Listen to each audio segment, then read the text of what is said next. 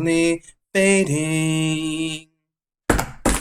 The silence causes violence. I don't know the words to that song.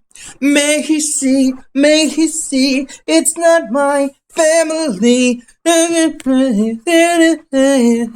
dying. What's in my head?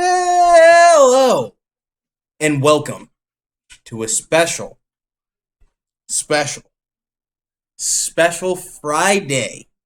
Recorded on Friday. I cannot promise you it's going to come out tonight.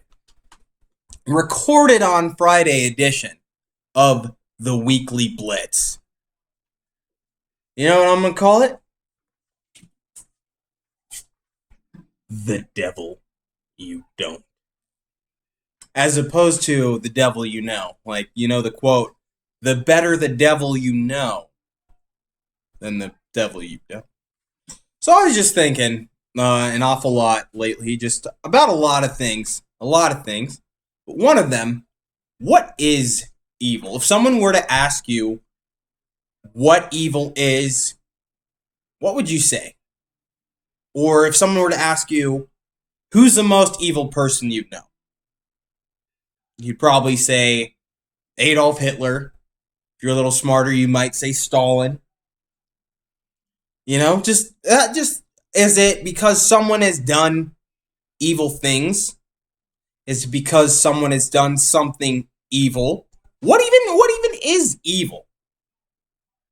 Now, for something to be evil, wouldn't that mean that there would have to be a good?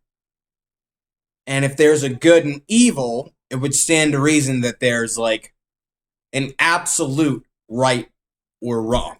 Like, I think it's pretty clear that like rape, no matter what, is evil. It's evil. And I talked to a lot of my, I don't know if you can say I have friends, because as I said last episode, I'm what you call retarded. So I talked to a lot of the people that tolerate me, and I asked them, is there an absolute right or an absolute wrong? And I got some surprising answers, believe it or not. Some people didn't say yes. The most common thing seemed to be yes, but, comma, which is kind of where it got the wheels turning for this little special production. Because I think it's that sort of thinking, that sort of, there are no absolutes. It depends on the circumstance. Cultures are different, blah, blah, blah. I think it's that leads to things like the you-know-whos that start with an N and rhyme with Swatsies, or the communist, or Imperial Japan. Which poses another fucking interesting question. Why is it that, and I've said this an awful lot, but you'll see where I'm going, I promise, stick with me. Why is it that whenever it's like the evil, like it's always the Nazis, and yeah, I think most people would say they were evil, but it's perfectly fine to say you're a communist and you support communism. How does that? And here's what I've come to believe, come to notice, come to know, is that people just don't know about how terrible not just like communism is and like how bad it has been, but just how shitty us human beings are as a species. Black, white, purple, yellow, pink, doesn't matter. Doesn't matter what continent, doesn't matter what language. Every group of people from everywhere has done shitty things and will do shitty things in the future. So let me take you on a little Weekly Blitz Friday night journey. We'll just jump into part 1. Fuck communism. Communism is, you know what, actually, I'll even pull this shit up. Because I don't want someone to be like, oh, let's take a look at the definition of communism. Kill yourself. Like, you know what I'm saying? You know, people know what I'm talking about. A political theory derived from Karl Marx advocating class war and leading to a society in which all property is publicly owned and each person works and is paid according to their abilities and beliefs.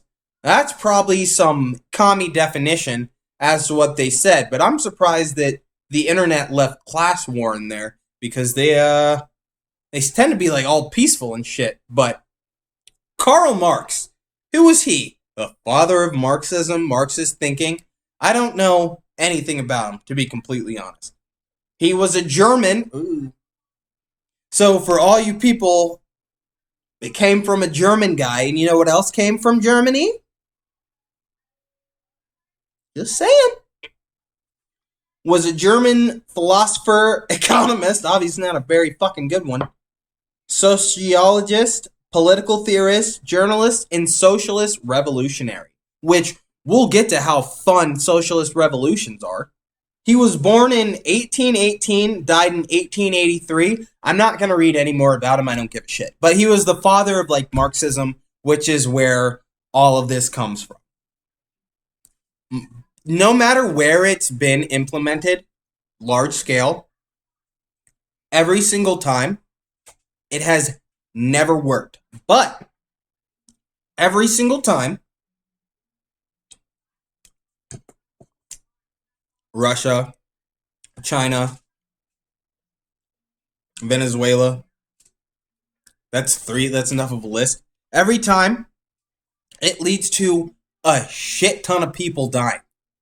Usually by starvation, but also there seems to be a steep increase in torture, murder, and rape every time a communist regime is coming to power, or has come to power and wants to cement that power. Communism, there is no religion, no family, no marriage. Your loyalty belongs to the state. This is just a little side tangent. That's why all these men are knocking up these women and not getting married to them, but having long-term relationships. It's stop being a fucking pussy. The only reason that people in America have stopped marrying their partners is because communism has told them, oh no, it's just the easiest way. You don't need a ring. You don't need a piece of paper. It's the tradition. The traditions of which, obviously some of them weren't great, we'll get to that, have led us to being where we are today. The family group is what America is built on. Originally, it was only like white family groups, and believe it or not, that seems to be the fucking case again. But that's not this episode. Why is communism acceptable? Why is it acceptable for someone to say, oh, I'm a communist, I'm a socialist, I support that, but not for someone to say, I'm a fascist, I'm a Nazi, I support that? It should be no different. And this isn't whataboutism. That's a little fun fucking game people like to play. Oh, whataboutism. No, it's not whataboutism. Both of them are fucking terrible. Both of them deserve to be spoken about as they are. What's the issue?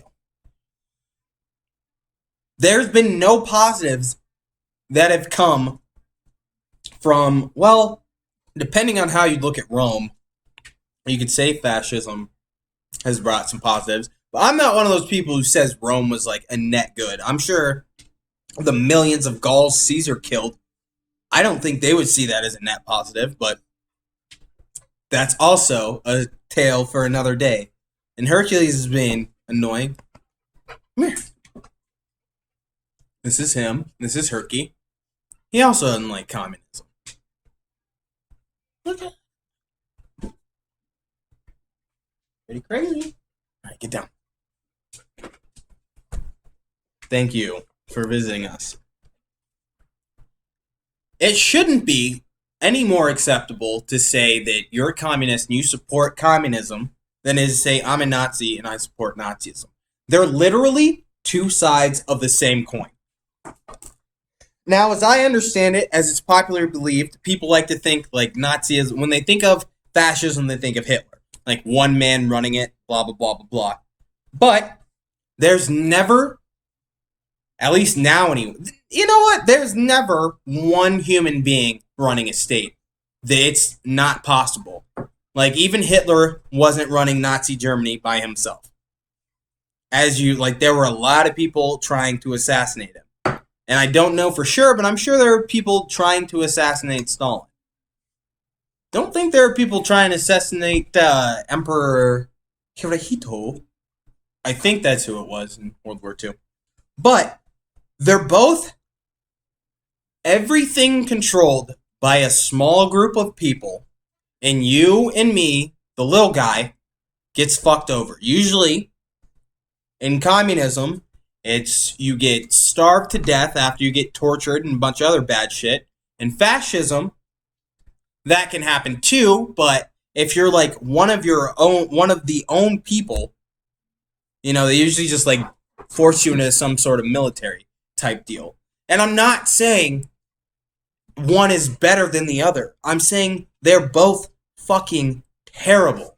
And the only reason people don't know about this is people are so fucking stupid and lazy and they won't take the time to look it up. Like, people like to point to the Nordic countries. I definitely just hit myself in the face. People like to point to the Nordic countries like Sweden, Norway, Denmark that have a combined total of 10,000 people in them and say, oh, look, socialism, communism works there. They themselves say it's not socialism. It's not communism. But let's look at where it has been tried. I'll even pull up some freaking facts and statistics for you because I don't want some bullshit in the comments. The Bolshevik Revolution. There were an estimated 7 to 12 million casualties during the war, mostly civilians. Now, what that doesn't tell you, when it says mostly civilians, specifically married civilians, the priesthood, and people loyal to the czarists. They would do horrific things to the priesthood. The Russian, I don't know what the Orthodox Church, I don't know. That's an interesting story also for another day. But the Nazis, they did systemic wiping out of groups of people. Do your fucking research. That's all I'm saying. Don't just listen to me and be like, oh, this guy's an idiot, or, oh, this guy knows exactly what he's talking about. Because regardless of either of those things, you should find the information for yourself. You shouldn't let a lack of knowledge and understanding lead to you accepting a fucking poison. Which brings us to part 2. All humans, every culture, fucking sucks. And I can prove that. Slavery. It's what they like to ding the good old US of A on the most. That and the, the relocating and resettling of Native Americans in a forceful, not so chill way. Those are the two they like to get America on. But if you look at it from a realistic history perspective, I hate to say it, but slavery is perhaps the most human institution of them all. Slavery, war, and prostitution. The first civilizations till now, today, in 2021, had slaves. Sargon of Akkad, slaves. Assyria, slaves. Babylonia, slaves. Hittites, slaves. Ancient China, slaves. Rome, slaves. Greece, slaves. Thracians, slaves. Germanic tribes, slaves. Ottoman Empire, slaves. Byzantine Empire, slaves. It's the Middle East now in some places. Africa now in some places. I'm sure there are other places. Sex slavery all over the world. There are more people, more human beings now enslaved than at any other point in time in human history. Think about that. In 2021, in this space age, in the modern age of humanity, there are more slaves today, right now, than at any other point in time in human history. What does that say about not only the world, but as human beings as a whole? Are we really any better than the Assyrians or the Romans or any of our ancestors? Or do we just have a nicer coat of paint on the shitty house that we built? That I'm genuinely curious. I have no idea. You know, I'm not purporting. I'm just asking questions. And that brings us to history's bad guys. You know, everyone knows Hitler. Rightly so. Terrible guy. Horrible human being. Glad he killed himself. Suicides. But they always seem to focus on one. But why not elucidate the other evils? Like, I'm not even sure Hitler was the worst person of his lifetime. Stalin killed just as many or more people of his own fucking people. Genghis Khan, who militarily I am a fan of, was responsible in his lifetime for the death of around 10% of the human population of the world. Did you know that, viewer? Whoever you are watching this, whenever you watch this, and don't just say yes, because you probably fucking didn't. Because I didn't know that until Dan Carlin told me. Or Timur, who, a couple hundred years later, was responsible for the deaths of about 5% of the world's population. I see that as just as evil as what Hitler did, or what Stalin did, or what Mao did. And I don't find what Mao did any better. He executed a lot of people. He killed a lot of people. But then his dumbass policies led to millions and millions of more deaths. That's the one through line through all of these communist, socialist societies, is a shit ton of people starving to death. And yet this is, here in America, people are saying, unironically, first they say, that's not real communism. We should be I'm a communist. That should be like saying, I'm a fucking idiot. I shouldn't be able to vote. And I don't know what I'm talking about. First off, who are you in America who hasn't experienced communism where it has been tried, where people who have lived under communist regime, who are you to say real communism hasn't been tried? And I'll humor you. Let's say real communism hasn't been tried. Why? Why hasn't real communism been tried? Maybe because it's a stupid fucking fantasy idea and it doesn't work.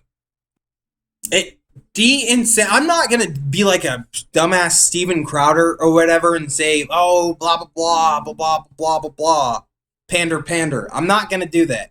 I'm just saying we have the numbers in the real history without the feelings as to what Marxist ideology has done. Shout out to Thug Rose, by the way. But it's like, we've seen what happens. And I don't even know. In a lot of these, the Nazis, they did a lot of terrible things to their own people to take over. And then, obviously, they did to a lot of other people. But I've been during my research into this, it's like, the communists, they don't even do what they do just to take power. Which, whatever, you can argue You got to crack a few eggs to make an omelet. You can argue that. I'm not one of those people, but you can argue that. And when these revolutions, these rapid changes happen, it's never peaceful. Probably by design. Let me finish my point. Shit, my bad. But as we're, like, especially when the communists took over Russia. The Bolshevik Revolution, maybe? I don't know. I don't give a fuck. But when they took over, not only did they do horrible, horrible, horrible things to their people, but also, after they had power, they continued to brutalize their own people, as well as all their satellites and other nations that they took over by violent force, but also to their own people. That's inhuman. That is animalistic. And, like, I've been trying, because I've only got one video. It's been age restricted. And I'm gonna try and not get this one age restricted. But look up the Maoist revolution in China. Look up the Holodomor. Read the book The Bloodlands. Look up the French Revolution. The Soviet Revolution. Listen to The Anti-Humans by Martyr Made podcast. And you'll notice a couple things very, very clearly. It always starts out as something that sounds all nice and good, but it's never that way. And it's not just comedy. Imperial Japan, since we're going with this whole World War II narrative, Imperial Japan, they deserved it. Matter of fact, they might have deserved another nuke. Honestly.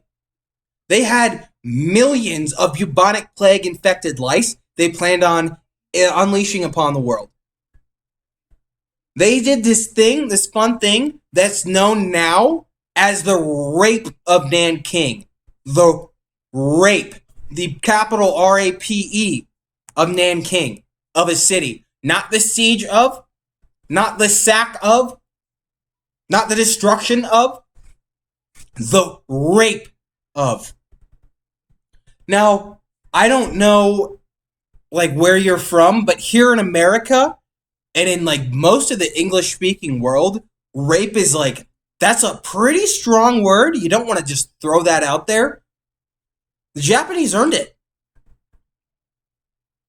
And I'm not just saying the Japanese were the only people in World War II that deserved a couple nukes. Red Russia did. And Germany did too. And that's not even to mention the shit going on in Africa. That's perpetually going on in Africa. Regardless of who the fuck you want to blame that on. It's all a mess. And people like to say, oh, white people, blah, blah, blah, blah. No. It's not white people. As I said before, Genghis Khan. Genghis Khan set the Middle East back hundreds of years. As a matter of fact, you know what? I'd like to go into this now. I'm in this history group on Facebook, which I'm an admin in, which I'm proud of, and I'm very professional there. No big deal. But a lot of millennial type people my age like to just shit on white people and say, oh, white people are bad, which you are. You are white people. You are bad. But so is everybody else. It's like, this one person tried to tell me how European imperialism was somehow worse than, like, Roman imperialism, or how, like, the An-Lushan rebellion, or what the Assyrians would do, or what pretty much any fucking group of people that was powerful enough to inflict damage upon another group of people would do. And try to tell me how it's any different. Like, slavery in Rome was not better than slavery in America because it didn't just happen to black people.